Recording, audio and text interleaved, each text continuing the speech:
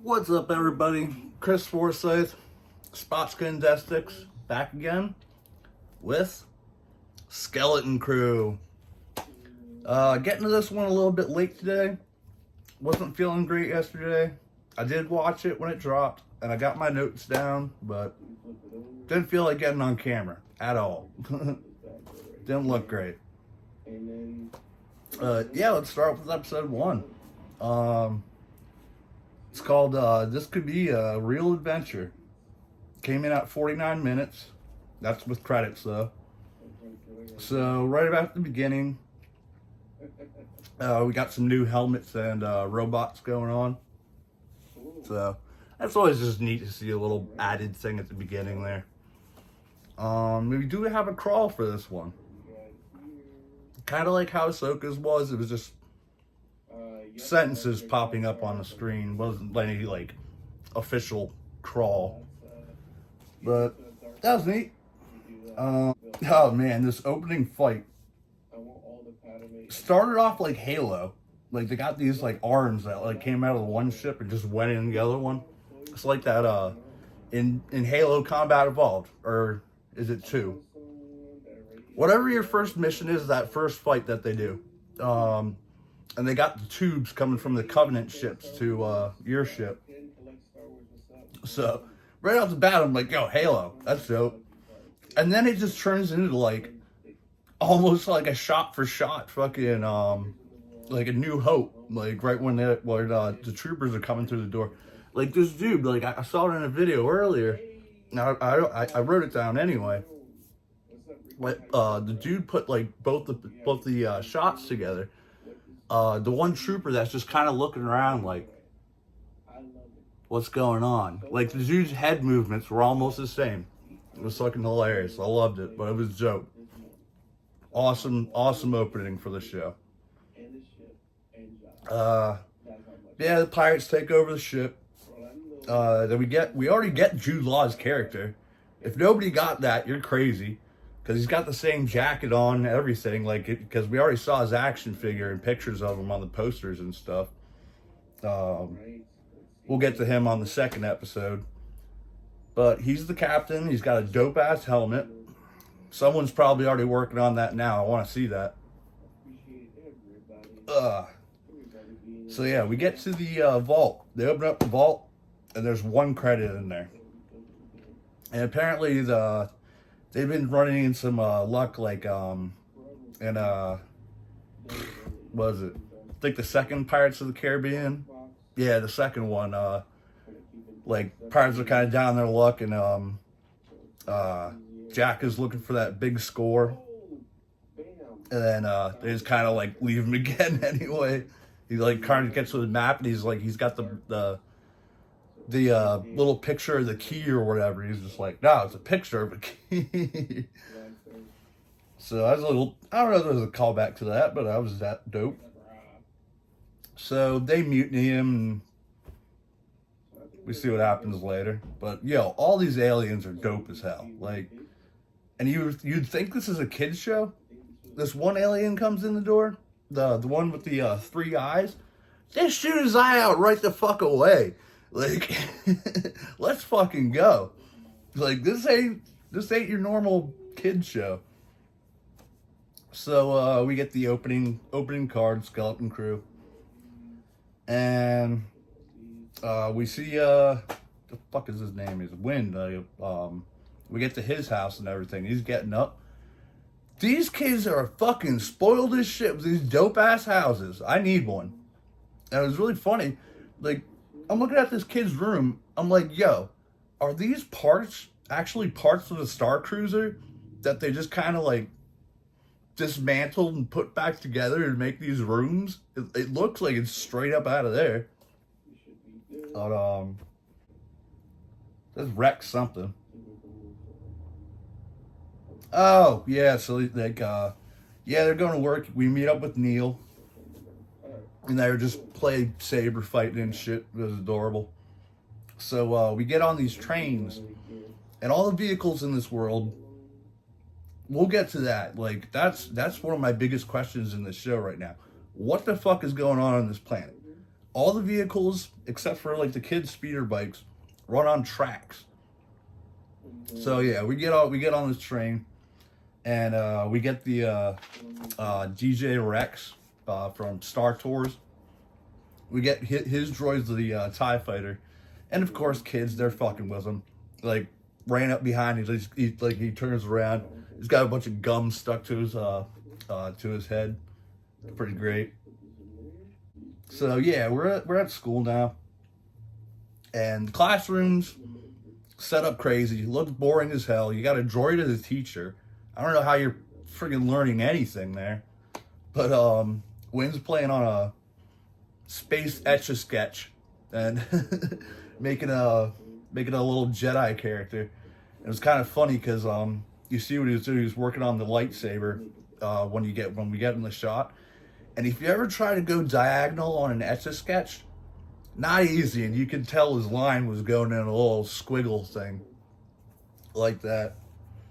Just little things that have attention to detail in here. So they got this big test coming up that's like, it's like their employment placement for like the rest of their life or whatever. Is like, dude, these kids are like 9. Like, what's going on here? So yeah. So then we meet a couple of the other characters. We got Katie, and I should have wrote all this down, but I didn't. But she's taken after Luke. She races bikes, like speeder bikes, little speeder bikes there. So she needs a power converter. I don't see any Tashi stations in sight, so. So we get back to the kids' houses and whatnot. Neel's house. I forgot I saw a quote the other day. They said there's not going to be like any like ridiculous cameos or anything. You put the most ridiculous fucking cameo in this thing that you can. So there's this one scene in the holiday special where what's his name? Chewie's son is watching a show on like the holo table. It's the fucking like space acid circus fucking scene from the holiday special that just made no fucking sense in the whole thing. Didn't even look Star Wars, but it was, I mean, that whole special isn't even Star Wars. But like, that's the most ridiculous thing you could put on fucking the holo board or whatever. But like, if you know, you know. So I give it to that, but I was just like, really? Oh my god. So yeah, they go out. Oh yeah, he misses the bus at one point. They got yeah, he misses the bus at one point, so he gets on his bike and tries to take the same route that the 2 girls did earlier in the episode. He's like, I'm gonna take a shortcut. Ends up falling down the hill, and we find the Jedi Temple. So they go to investigate this place at night, dig it up and everything, and the 2 girls are already there. So they're bickering with each other. They're like, oh, I found it first. No, I found it. Blah, blah, blah. So they end up digging it up. And all the while, this is probably the only thing that really took me out of the show, other than the holiday special thing, but that kind of makes sense. Dude, they got normal ass flashlights. You know? Like, they didn't even look Star Warsy at all. Like, I would expect maybe like at least get like the British military ones that are like all like angled and stuff, and have them on their jackets or something. But nah, this like looked like regular ass flashlights from the 90s. But that was dumb. So the thing ends up being the ship. They turn it all on. We get our first look at SM-33. This is supposed to be Smee from Peter Pan. So they turn this ship on, and dumbass Wynn presses the on button. So this thing's all upside down and shit, because we see when he gets to the cockpit, all the chairs are upside down, the headphones are hanging, and I'm going to talk about that later. But So ship takes off. His dad's looking for him. He's like, "Oh my god, what the fuck? Like, what are you doing?" Ship takes off. And here's another thing about this planet. It's got this dome thing around it. I forgot what they called it. But apparently they've never seen stars anymore. So first thing I'm thinking is, like, what's going on this planet? Why does everything seem so formal and important and whatnot? And then the first thing I think of, I'll mention in the next episode, is this supposed to be space Wakanda? Like another Camino sort of planet that's just nobody's supposed to know about it, and that whole thing is like a cloaking device or something? Because they flew right through it. It's not a shield. So I don't know. I liked it.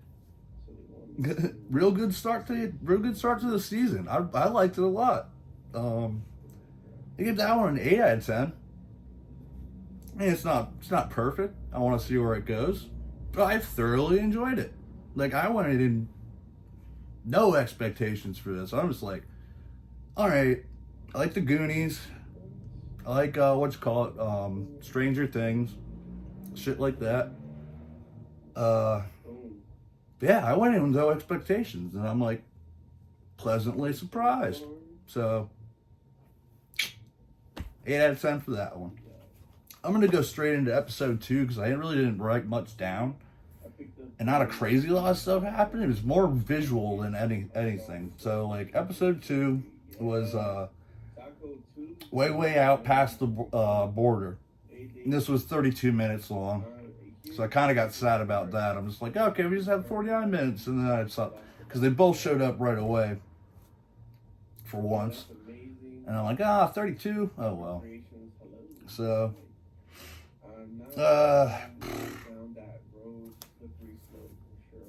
yeah, fucking, we're fucking lost in space at this point. They don't know what the fuck's going on. Smee turned on. So he ends up talking to them and stuff. And they're like, he's like, where's the captain? Blah, blah. Like, and then the one chick ends up being like, oh, I'm your captain now. And I guess, like, Droid just accepted that. So, whatever.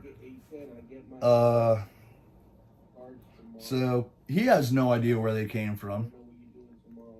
They can't figure it out. They just know they're from Atia. Or Atina, whatever the fuck it was called.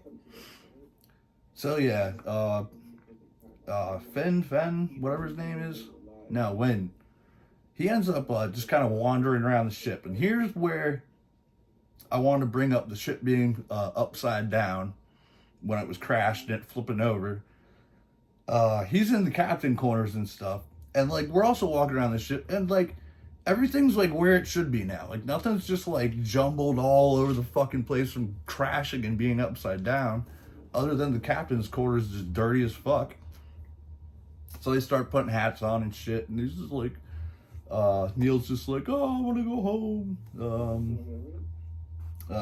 Yeah, so we go back to hyperspace and we get to Port Bargo, which is probably one of the coolest fucking things I've seen in Star Wars. There's a whole docking bay of ships everywhere. It's dug into a fucking crater in a asteroid or something. But, yeah, it looks like, what's it called? The, Pirate Bay or whatever the fuck it was in, at World's End. Remind me of that. You just got all the ships everywhere, and then you have, like, the central hub of madness going on, or Tortuga. I'd say more of the Pirate Bay place though, because it was just kind of like built out of old ships and just ladders are going everywhere, and you got stuff going on. But yeah, nah, that's fucking dope. So I stopped there, and like a little shuttle ship comes up and they get on there, and you just see this like little monkey guy, dude. He's fucking hilarious. It's like a practical puppet of this just like skinny, like cracked out fucking monkey. Oh my god, dude. Like one of my new favorite aliens. I need to hang out with him and the Azelians. They'd probably have some fun. Uh, so yeah, we get to this thing, and before they leave, Smee was like telling the chick who's the captain now, apparently, keep your blaster close. And she's walking onto this other ship, and she's got a fucking blaster. I thought he was just saying, like, because he's just saying all this pirate shit fucking out of nowhere before they even get there. But she actually has a blaster. Like, dude, the fucking droid gave her a blaster. Like, that is a fucking 9-year-old kid. So we get onto this fucking planet Port Bay thing, Port Bargo. And the place is just fucking insane. You got like every species of alien there. It's subtle off screen, but you see people's feet like they've been hung. Fucking, there's just fights going on all over the place. It looks like a fucking party and a half. So they're there just trying to fucking get directions like idiots. And they're like, oh, stay close. And of course they get split up. They do end up getting back together. There's a funny little scene where Win and Neel they go to like a little bar cantina place. And they order some food and it's gross shit, and he goes to pay for it and gives him one of the credits that his dad gave him earlier. Turns out it's an Old Republic credit. They've never seen this shit. The cook ends up starting to freak out. He's just like, oh no, this isn't enough. Like, do you have more? And then this other dude's like, yo, he's trying to fucking beat you. And then they end up getting into it a whole thing. He fucking flips a bowl over, fucking place lights on fire and shit.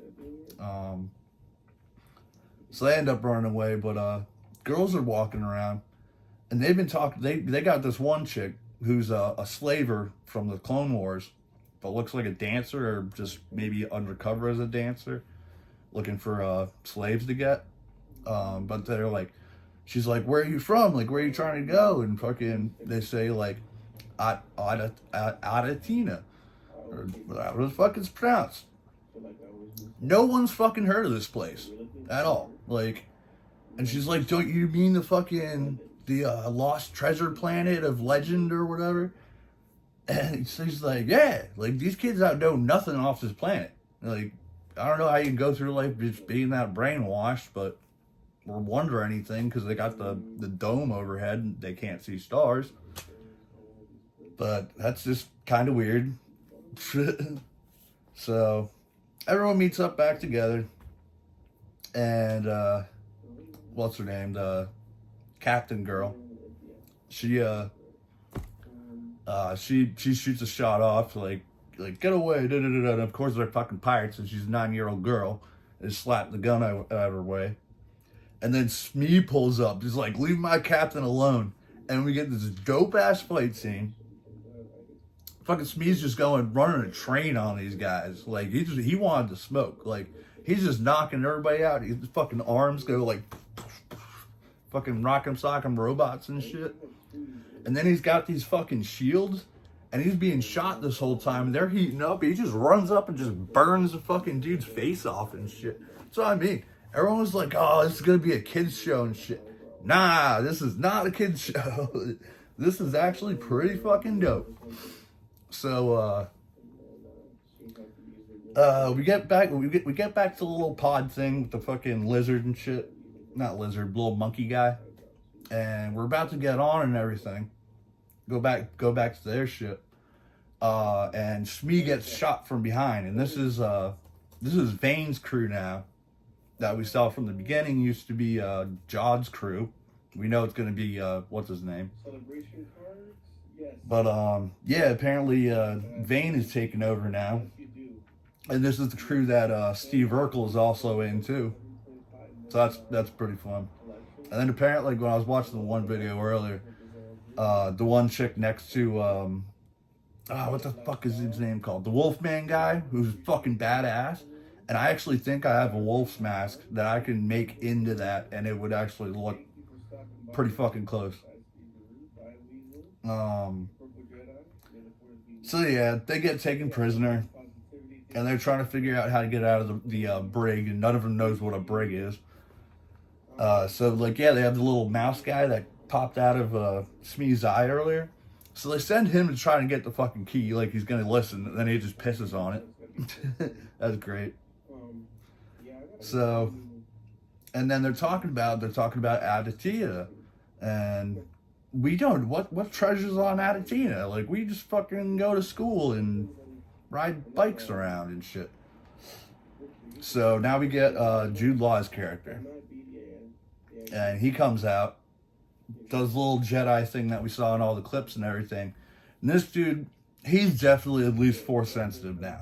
Like no doubt, he is Force sensitive.